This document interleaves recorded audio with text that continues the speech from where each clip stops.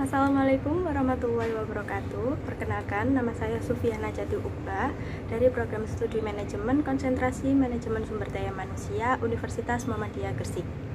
Di sini saya akan mempresentasikan hasil penelitian saya yang berjudul Pengaruh Kedisiplinan Kerja, Lingkungan Kerja, dan Remunerasi terhadap Kinerja Karyawan pada PT Kamil Jaya Makmur Gresik. Tersajikan data kinerja karyawan PT Kamil Jaya Makmur pada tahun 2018 hingga tahun 2020. Dari ketiga tahun tersebut, kinerja karyawan semakin menurun. Hal tersebut dikarenakan karyawan kurang disiplin dalam bekerja, kemudian fasilitas-fasilitas yang dimiliki oleh PT Kamil Jaya Makmur kurang lengkap, serta terdapat keterlambatan dalam pemberian THR. Berdasarkan penilaian tersebut, perusahaan tidak menginginkan terjadinya kembali penurunan dalam kinerja.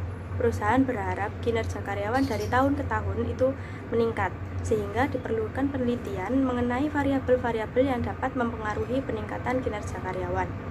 Dalam penelitian ini terdapat rumusan masalah. Yang pertama, apakah kedisiplinan kerja berpengaruh terhadap kinerja karyawan pada PT Kamil Jaya Makmur? Kemudian yang kedua, apakah lingkungan kerja berpengaruh terhadap kinerja karyawan PT Kamil Jaya Makmur? Yang ketiga, apakah remunerasi berpengaruh terhadap kinerja karyawan PT Kamil Jaya Makmur? Dan tujuan dalam penelitian ini yaitu yang pertama, untuk menganalisis pengaruh kedisiplinan kerja terhadap kinerja karyawan PT Kamil Jaya Makmur. Yang kedua, untuk menganalisis pengaruh lingkungan kerja terhadap kinerja karyawan PT Kamil Jaya Makmur. Yang ketiga, untuk menganalisis pengaruh remunerasi terhadap kinerja karyawan PT Kamil Jaya Makmur. Selanjutnya, dalam mencari hipotesis, peneliti mengumpulkan beberapa penelitian terdahulu. Pada variabel pertama, teori empirik menjelaskan bahwa kedisiplinan kerja berpengaruh terhadap kinerja karyawan, sehingga didapatkan hipotesis yang pertama, yaitu terdapat pengaruh antara variabel kedisiplinan kerja terhadap kinerja karyawan. Selanjutnya, variabel yang kedua, teori empirik menjelaskan bahwa lingkungan kerja berpengaruh positif terhadap kinerja karyawan, sehingga didapatkan hipotesis yang kedua, yaitu pengaruh antara variabel lingkungan kerja terhadap kinerja karyawan. Kemudian pada variabel yang ketiga, yaitu teori empirik menjelaskan bahwa remunerasi berpengaruh terhadap kinerja karyawan, sehingga didapatkan hipotesis yang ketiga, terdapat pengaruh antara remunerasi terhadap kinerja karyawan. Selanjutnya, didapatkan kerangka penelitian apakah masing-masing variabel independen berpengaruh secara parsial terhadap variabel dependen. Selanjutnya, dalam penelitian ini menggunakan pendekatan kuantitatif dengan bantuan statistik inferensial. Data didapatkan melalui penyebaran kuesioner dengan teknik pengambilan sampel, yaitu sampel jenuh. Selanjutnya, melakukan pengujian instrumen, yaitu uji validitas. Apabila R hitung lebih besar dari R tabel, maka kuesioner dikatakan valid. Yang kedua, uji reliabilitas, di mana apabila nilai Cronbach alpha lebih dari 0,60, maka kuesioner dikatakan reliable. Selanjutnya, dilakukan pengujian asumsi klasik. Yang pertama, uji normalitas. Apabila nilai asumsi lebih dari 0,05, maka data dikatakan normal. Kedua, uji multikolinearitas. Apabila nilai tolerance lebih dari 0,10 dan nilai VIF kurang dari 10, maka data tidak menunjukkan gejala multikolinearitas. Yang ketiga, uji heteroskedastisitas. Apabila nilai SIG lebih dari 0,05, maka data tidak menunjukkan gejala heteroskedastisitas. Selanjutnya, menganalisis data menggunakan teknik analisis regresi linear berganda, uji koefisien determinasi, dan melakukan uji signifikansi atau uji T. Selanjutnya, hasil pengujian instrumen menyatakan uji validitas memiliki nilai R hitung lebih dari 0,2352, sehingga dikatakan kuesioner valid. Selanjutnya, uji reliabilitas memiliki nilai Cronbach alpha lebih dari 0,60, artinya kuesioner reliable.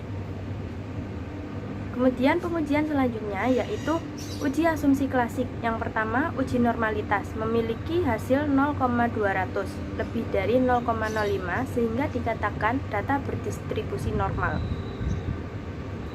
Yang kedua, uji multikolinearitas memiliki hasil nilai toleransi lebih dari 0,10 dan nilai VIF kurang dari 10, maka data tidak menunjukkan gejala multikolinearitas.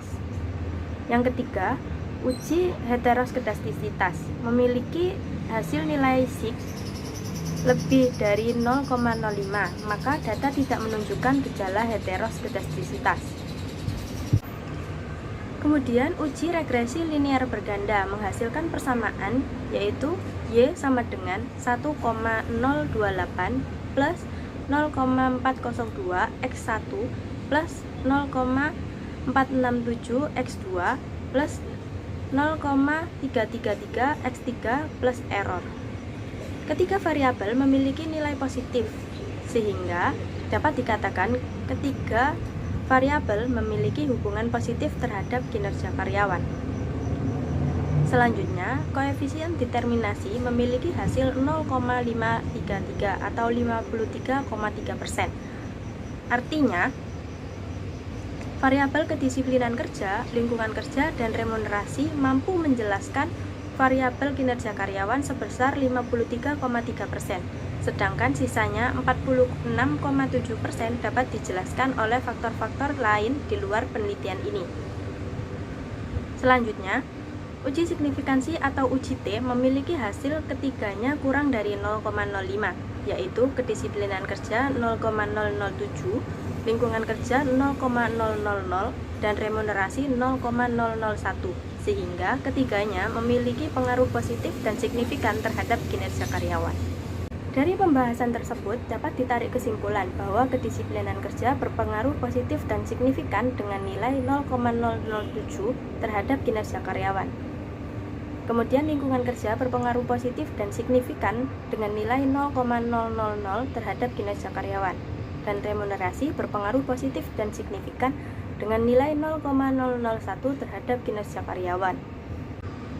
Dikarenakan penelitian ini memiliki keterbatasan dan kekurangan, maka peneliti memberikan rekomendasi kepada peneliti selanjutnya, yaitu hasil penelitian ini dapat digunakan sebagai referensi bagi peneliti selanjutnya dengan memperbanyak jumlah variabel dan menggunakan teknik analisis yang berbeda, dan disarankan untuk melakukan penelitian di luar variabel bebas ini seperti motivasi dan beban kerja, serta memperdalam penelitian dengan metode lainnya seperti wawancara kepada responden sehingga informasi yang diperoleh lebih luas dan tepat.